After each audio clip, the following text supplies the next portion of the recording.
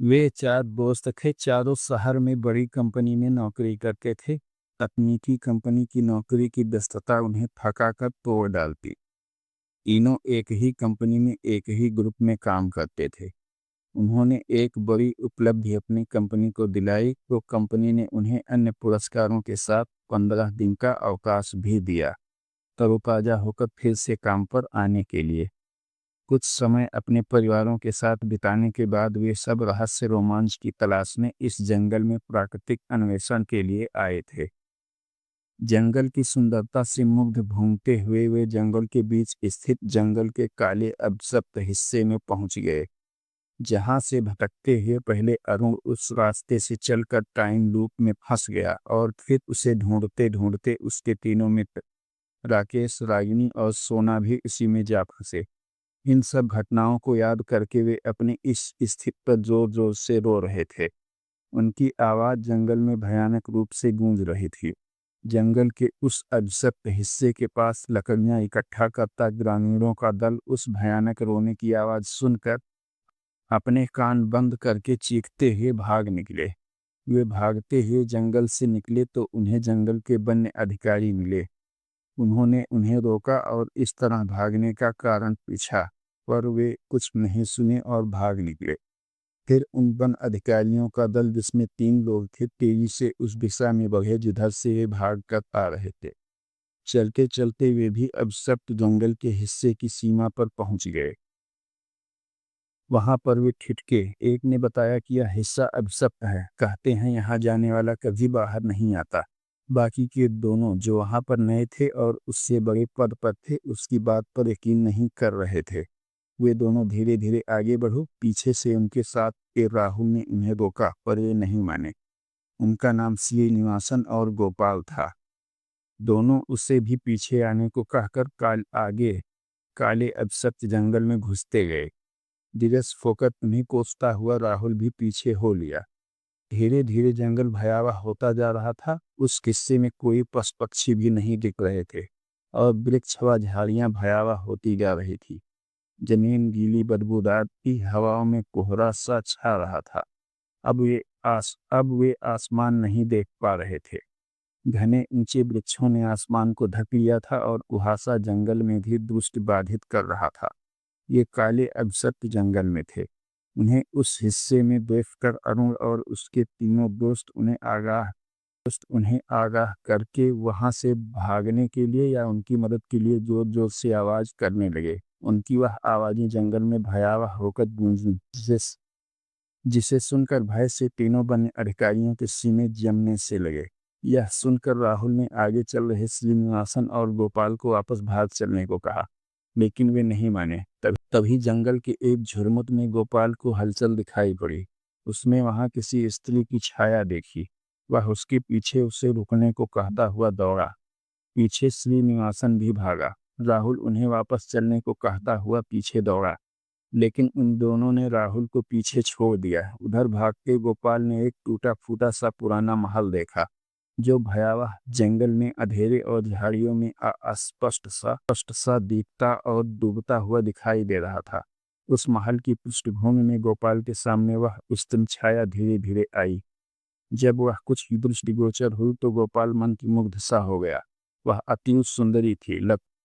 लगता था जैसे वह गोपाल की कल्पना से निकलकर उसके सामने आई थी, जो सिर्फ उसके लिए आई थी और उसे अपने पास बुला रही थी। अरुण और उसके तीनों दोस्त भी अपने भूत की सी उपस्थिति में उनके पीछे पीछे वहां तक आकर उन्हें देख रहे थे। वे भी आतंकित से थे कि यह क्या हो रहा है। वह वन्य अधिकारी, जिसका नाम गोपाल था, उस सुंदरी के पास चलता गया। वह सुंदरी रहस्यमयी और अत्यंत आकर्षक लग रही थी। उसने अपने पास बुलाकर गोपाल का आलिंगन किया और गोपाल अलौकिक सुख में खो गया। तब तक उसका दूसरा साथी श्रीनिवासन भी वहां पहुंच गया और उसने देखा कि गोपाल हवा में ही आलिंगन की सी मुद्रा बनाते हुए मदहोशी की आवाज निकाल रहा है। यह सब देखकर श्रीनिवासन ने उसे जोर से पुकार कर वापस निकलने को कहा। अब उसे भी यह जंगल डरावना लग रहा था, लेकिन गोपाल ने कोई जवाब नहीं दिया और उसी तरह आलिंगन चुंबन में मस्त होता रहा। तब श्रीनिवासन उसे झंझोड़ कर जगाने के लिए उसकी ओर बढ़ा, लेकिन यह क्या, वह चलने के बाद भी उन दोनों के बीच 10 मीटर की दूरी को नहीं कम कर पा रहा था। यह देखकर श्रीनिवासन परेशान हो गया और दौड़ने लगा, पर वह दूरी उतनी ही बनी रही, वह कम ही नहीं हो रही थी। 15 मिनट तेज दौड़ने से थक कर श्रीनिवासन पसीने से लथपथ होकर हाँफने लगा और अचानक आलिंगन करते गोपाल ने सुंदरी के चेहरे के निहारा तो देखा कि उस सुंदरी के होठों और चेहरे पर खून लगा हुआ है, और उसने मुंह खोला तो उसके लंबे से दांतों से भी खून टपक रहा था। यह खून गोपाल का ही था। उसने अपने सीने, गले, पीठ, गाल और हाथों पर से खून बुझते दांतों के घाव देखे। अब उसे देखकर सुंदरी ने बाहों में जकड़ने का प्रयास किया तो वह घूमकर भागना चाहा। उसने देखा कि श्रीनिवासन उसे पुकारता हुआ जंगल में दौड़ रहा है और वह जाने कहाँ है। वहां से बाहर निकलने का कोई रास्ता नहीं दिख रहा था। हर तरफ काला अंधेरा सा था, सब कुछ अस्पष्ट सा दिख रहा था। उस सुंदरी ने गोपाल को पीछे से बाहों में भर लिया और आलिंगन करके सुख में डूबने लगी। अब गोपाल चीखने लगा क्योंकि वह उसका खून पी रही थी।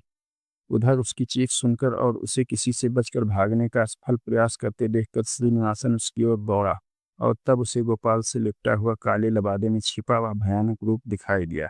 उसे देखकर उस आकृति की आंखें लाल अंगारों से दहकी और वह मुस्कुराई। उसके लंबे दांत और टपकता खून देखकर श्रीनिवासन जड़ हो गया। उसने फिर से गोपाल को अपने से लिपटा लिया और गोपाल दर्द से चीखने लगा। उसकी हंसी गूंजी और यह देख रहे अरुण और उसके दोस्त भी भय से चीख उठे। इन सब की सम्मिलित डरावनी आवाज़ों ने बहुत भयंकर वातावरण निर्मित कर दिया। तब तक राहुल भी वहां पहुंचा।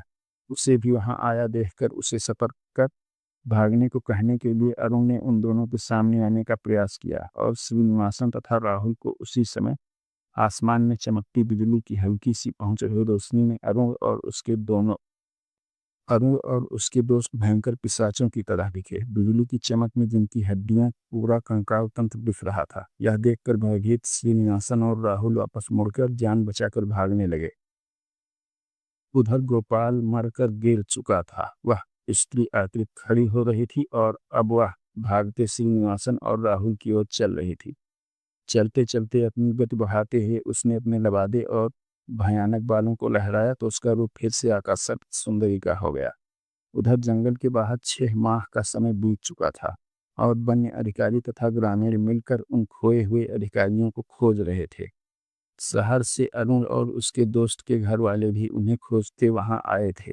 वे सब उसी अभिशप्त जंगल की सीमा पर खड़े उसी अंधेरे जंगल को देख रहे थे। तभी उन्हें कुछ लोगों की चीखने की आवाज़ सुनाई पड़ी। वे सब डरते और कौतूहलवश आगे बढ़े। तभी उन्हें राहुल भागता हुआ तेजी से आता दिखाई दिया। वह जोर जोर से हनुमान चालीसा कह रहा था और जो बजरंगबली कह रहा था। वह भागकर उन लोगों के पास आता हुआ जमीन पर गिर पड़ा। उन्होंने आगे बढ़कर उसे उठाया और उसे चिकित्सा और देखभाल के लिए ले गए। कुछ लोग आगे अंधेरे जंगल में जाकर देखने की कोशिश करने लगे कि क्या हुआ है, पर साथ के ग्रामीणों के आगाह करने पर वे सब काले जंगल की सीमा से ही लौट गए। उधर भागते भागते श्रीनिवासन ने पीछे से गोपाल को मदद के लिए उसका नाम लेकर पुकारते सुना।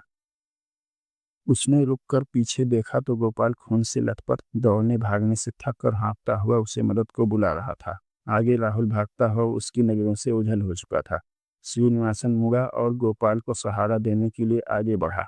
वह धीरे धीरे चलकर गोपाल तक पहुंचा और उसे थाम कर अपने अपने कंधे का सहारा देकर जल्दी से जंगल से बाहर जाने के लिए चलने लगा, पर लगा कि जैसे गोपाल बाहर जाने की जल्दी में नहीं था। श्रीनिवासन ने जल्दी से उस पिशाच के आने से पहले ही भाग चलने को कहा, तो जवाब में उस स्त्री आकृति की भयावह आवाज सुनकर उसने अपना कंधा झटक कर गोपाल को बुला दिया। लेकिन वह गिरने वाला गोपाल नहीं, वही उस स्त्री आकृति थी। वह गिरते हुए अपने आकर्षक रूप से बदलकर असली भयावह रूप में आ गई।